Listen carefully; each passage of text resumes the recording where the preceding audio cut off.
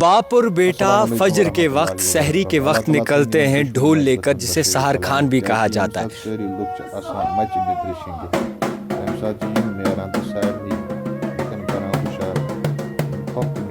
میں ان کے کنزرن سے یہ ویڈیو بنا رہا ہوں، شکیل ان بیٹے کا نام ہے، اور ان کے والد صاحب بھی ہمارے ساتھ موجود ہیں، جو سری نگر میں تمام لوگوں کو سحری کے وقت جگانے کا کام کرتے ہیں۔ پہلے جب الارم نہیں ہوتا تھا، گھڑیاں نہیں ہوتی تھی، ہمارے پاس ڈیجیٹل واچ یا پھر فون نہیں ہوتے تھے، تب ہم صرف ڈھول کی آواز سن کر جو ہے اٹھتے، اور سحر خان کی آواز جب تک سحر خان بولتا نہیں تھا کہ وقت سحر، تب تک شاید کسی کی نیند کھلتی نہیں تھی۔ آج سری نگر میں یہ دیکھنے کو مل رہا ہے، اور ایک ٹریڈیشن ابھی بھی زندہ رکھا جا رہا ہے، کلچر کے ساتھ جو جڑا ہوا ہے۔